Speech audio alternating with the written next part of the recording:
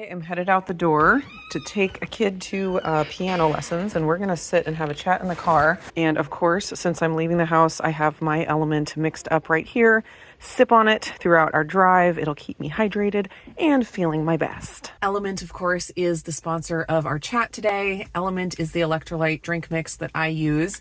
It comes in these handy little packets. They are easy to throw into my purse, but they also taste really delicious. So I love sipping on them throughout the day. And we are going to be talking about why I have moved away from keto in the last year. But if you are on a keto diet, if you're on a paleo diet, if you're on a vegan diet, if you're on a high carb, low carb, doesn't matter. You can always benefit from electrolytes. Our bodies need electrolytes to function well, to stay hydrated. Just water is not enough to keep yourself hydrated. The electrolytes actually help you keep the liquid instead of having it just flush right through you. So just drinking gallons and gallons of water per day isn't always enough. So adding an electrolyte supplement like Element is a great way to make sure you feel your best. And right now, Element has a deal for all my viewers. You can get a free sample pack that has 8 of their regular flavors in it. You can get that for free just by using my link, drinkelement.com/indigo, drinklmnt.com/indigo. Click that link and go place an order for anything on their website, either the drink mixes or their sparkling beverage, and you will automatically get that 8-stick sample pack added to your order at no charge. Thanks again to Element for sponsoring the video today. So I got a great, very simple question on one of my videos recently, and I wanted to address it. I felt like I could add a little bit more detail, a little bit more context than maybe I have added, or maybe just say things more succinctly in one quick video answering this question than I have in other videos. So this truck just parked right behind me, and I think I saw this same truck working on a fire hydrant a little bit a ways away, so he might be starting to work on a fire hydrant right over there. Hopefully it won't be disruptive. I suppose I could probably move if it became trouble. But the question that I wanted to talk about today was from Sophie G8522, and it was just simply, why did you leave keto behind? And I've definitely talked about this before, but not like in a really succinct way. So I thought this would be a great chat for us. So I have 3 main reasons, like direct reasons, that I'm going to go over. But then there were also 3 other influences, I guess, not specifically reasons why I stopped doing keto or moved away from keto, but things that happened kind of in a progression that influenced when it was time to make the decisions and when those 3 reasons came up.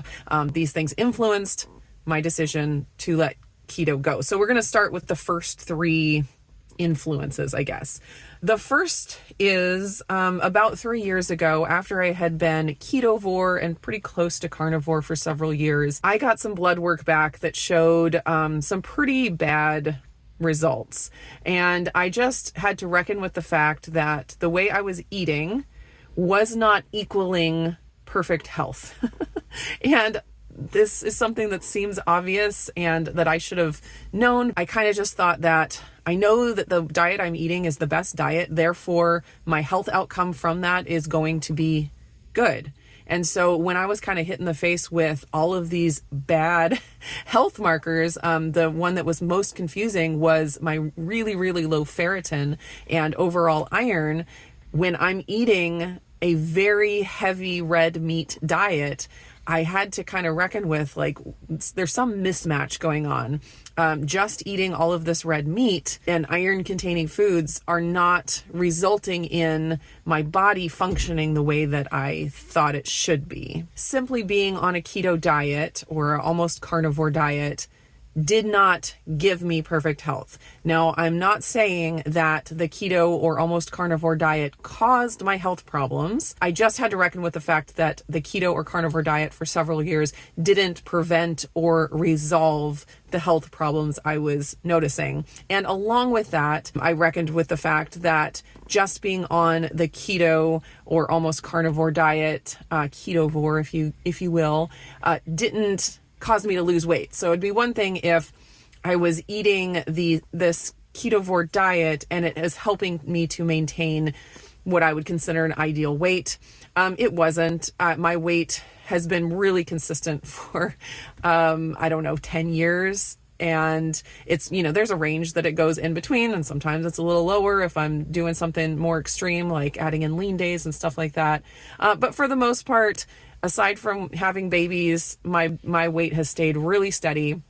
And just being on a keto or almost carnivore diet did not just magically make my weight lower. So I didn't need to stay on it to maintain a weight loss. So that's influence number one. Keto did not necessarily equal the health that I had anticipated. The second influence was my gut health change. I went on a gut health journey and I addressed SIBO. I feel like I healed my gut. I mean, it's so hard to quantify that, but my SIBO symptoms went away. My gut symptoms went away, bloating, all the things. And all of a sudden I could tolerate so many different kinds of food, and it was kind of overwhelming because I had narrowed down my diet in response to my gut issues. There was just so many things that I couldn't eat because they messed up my stomach, and even a lot of keto foods I couldn't consume, like nuts, peanut butter, things like that, really, and even vegetables, very low carb vegetables, I couldn't tolerate because my gut was in such a rough place. And so I was creating my diet in response to my gut issues. And then all of a sudden, after I went through my gut healing protocols and added in the probiotic yogurts from Dr. Davis, all of a sudden I could just tolerate anything. It felt like I could just tolerate anything. And I was like, well, then what kind of a diet do I actually want to eat? And so I had to think through, how am I going to create a diet based on, certain principles that I find important to myself, without the constraints of these are the only foods that you could eat that make you feel human. So before that, the idea of going off of keto or going off of the diet I had constructed, it just wasn't even an option because of how bad it made me feel. And then all of a sudden, with the gut health that I had gotten, it was like, oh, well, anything's an option right now. So I really need to decide, like, what do I really believe in? What do I find important? What do I actually think will give me the best health? So the major improvement in my gut health was influence number 2 on me. Just another little thing, like, in my brain, like, oh, things aren't exactly the way I thought, and things are changing. And then the third influence was my blood sugar. And this came through working with NutriSense and using CGMs. They contacted me because they contact lots of different health influencers, and especially people in the keto low carb community who are interested in tracking their blood sugar. And I signed up as an affiliate with them. They sent me some CGMs, and I spent a good long time, several months, wearing CGMs and really looking at my blood sugar data. And when I went into that process, I fully expected to find things that were currently in my diet that were spiking my blood sugar that I didn't realize. That I would go in and be able to refine my diet more and more to like a more restricted, more perfect diet. I would be able to cut out the foods that were giving me trouble that I wasn't aware of. And it actually really surprised me that what happened through the process of having all of these CGMs is that I did the exact opposite. As I was watching my body's response to food, I realized that I could tolerate a lot more than I had thought, that actually my blood sugar was pretty balanced. I didn't seem like I had major blood sugar dysregulation, and I was finding that I could add things that I never thought I could that weren't technically keto friendly. For example, I found that if I were having a bowl of my, probiotic yogurt with some Equip protein powder in there, that kind of makes it a meal, I could put a chopped up banana into my yogurt and my blood sugar was just as steady as it was without the banana. That combination, for whatever reason, just works magically on my blood sugar, and that was no problem. So again, that was another one of those like influences in my brain, like, things are not what I thought they were. I thought I had insulin resistance. I thought I had this metabolic dysfunction. I thought I had blood sugar dysregulation. And if I just kept working on those things, that all of my health issues would get better. And what I found was I actually had some very different health issues, and those things actually were pretty well in order for me. And all the work that I was doing to try to fix those was kind of for naught, because that wasn't really the issues that my body was dealing with. So those three things kind of happened over the course of a year and a half or so.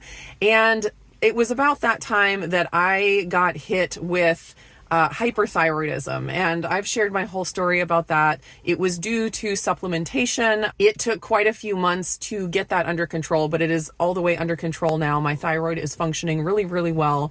So thankful that it wasn't an autoimmune thing that I would have to deal with, ongoing. It was just simply a supplementation issue, and I was able to get it taken care of. But in that time that I was dealing with the hyperthyroidism is when I started working with Jonathan Shane of the Keto Road. And I do have a whole playlist of videos of our coaching calls that we would do every week. And he really helped me make this transition over to carbs. And I'll tell you why, because he helped me kind of make that decision. So the first reason that I wanted to add carbs, and this is through Jonathan's influence, is that it is fairly well known that being low carb for a long time can cause stress. Like, it's a stressor on the body.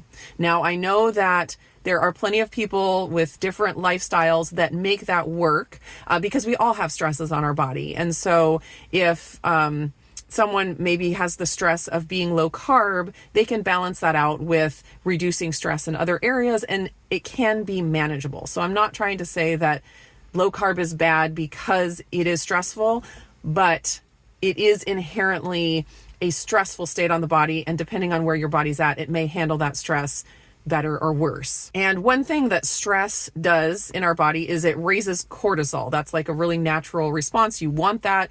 If the stress is running away from a bear, you want that cortisol to give you the energy and, get to fight or flight. And so that's a good thing. But one thing with chronic stress, and low carb being one of those chronic stresses, there's lots of other ones as well. But with low carb, that little bit of elevation of cortisol from the stress of maintaining a low carb diet can just, have your cortisol a little bit too high. And when I was dealing with hyperthyroidism, it's a state of the body where everything is on hyperdrive. I mean, it's called hyper for a reason. Your metabolism is going crazy. Your heart is going crazy. It can be really damaging to the heart. It's like everything is hyper, and it's a very stressful place for your body to be. And with that intense stress of the hyperthyroidism, my cortisol was high. And so I wanted to do everything that I could to lower my cortisol. And so that meant for me taking out as many stresses as possible as I was working on getting the hyperthyroidism under control. So adding in the carbs was a way for me to take one of those stresses away. I also made sure that I wasn't overtraining, that I wasn't doing lots and lots of cardio. Okay, looks like he's done.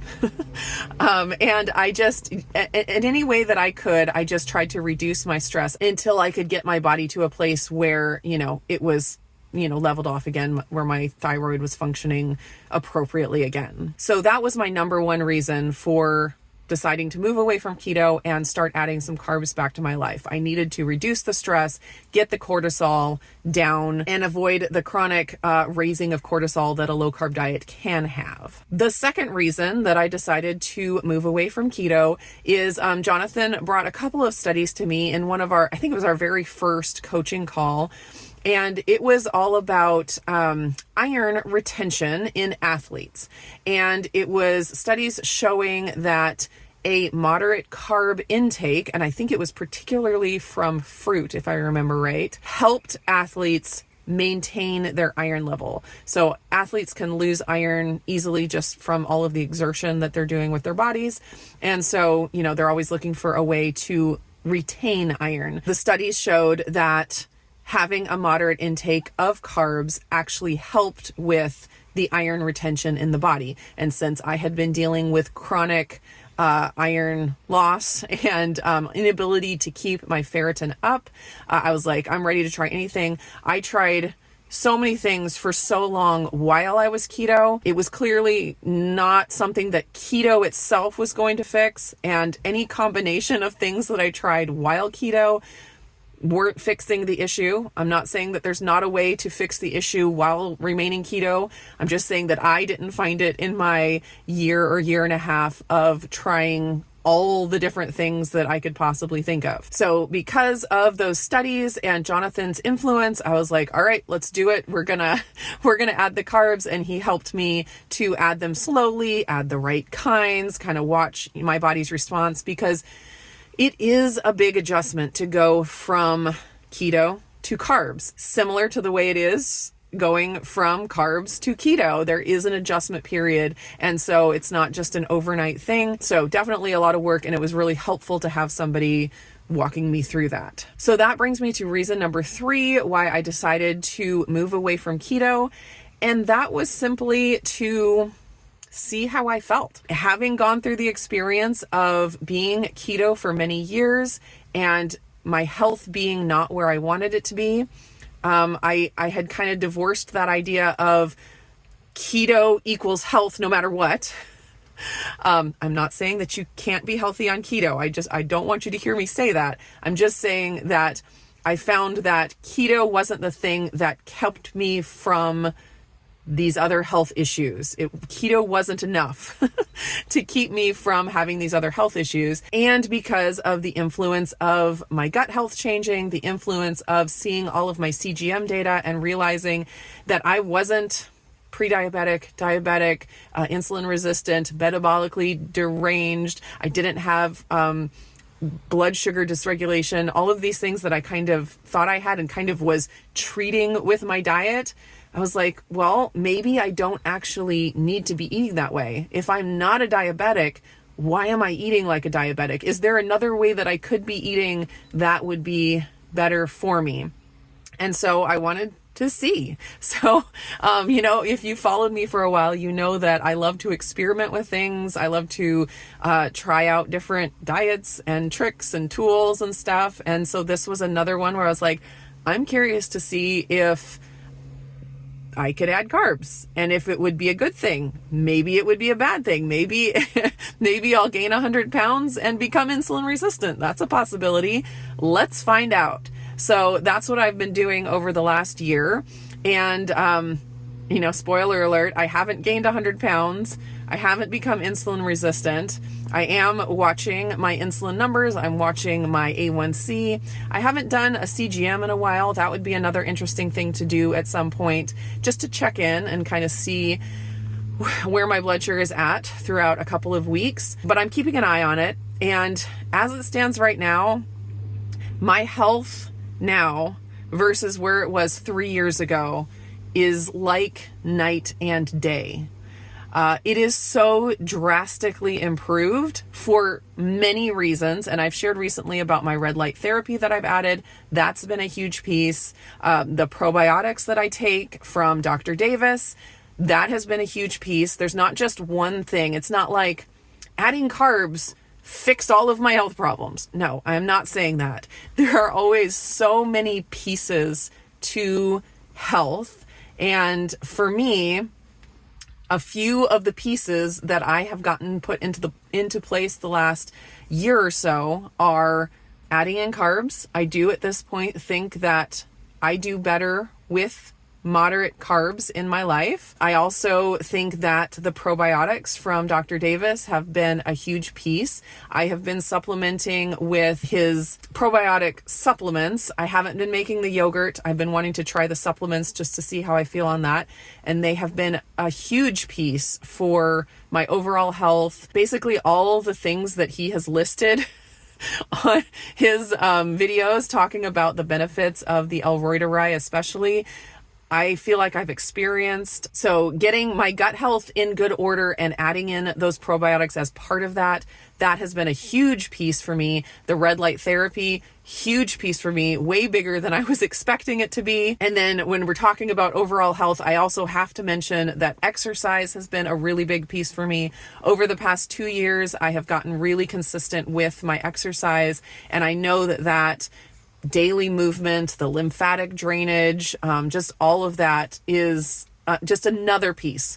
So I want this video to be talking about, why I moved away from keto and kind of my reasoning for that. But I don't want to have the message come across that just moving away from keto is going to fix everyone's health problems. It was a piece for me. And I still wonder if I fixed my gut health the way I did, and I got the red light therapy going, and I got my exercise in order. If I had just stayed keto while doing all of those things, would I be just as healthy as I am now? Maybe. I don't know. But where I am at this point, I love the way I eat. I feel so good. My appetite is so under control, more under control than it ever was on keto. I mean, I just have to say that. I know some people won't believe that because it really goes against the, I'm going to say, dogma of the keto community, that eating keto takes away your appetite. That's never how it worked for me. Having carbs with every meal really takes away my appetite, takes away the food noise. It's just gone, which is kind of mind-blowing for me. Anyways, so many pieces to health. I'm getting them all in order. One of the pieces, not the only piece, not the biggest piece, but one of the pieces for me has been adding carbs, and it has been going well. And I will be continuing to share my journey with that. I'm still hoping to get more what I eat in a day videos done here pretty soon to share with you like what that looks like for me, because of course adding carbs can mean all kinds of different things depending on your context. So anyways, I hope that answered the question why I moved away from keto. Let me know if you have any more questions down below, and I can try to address them in a video soon. Thanks so much for watching, and I'll see you in the next one.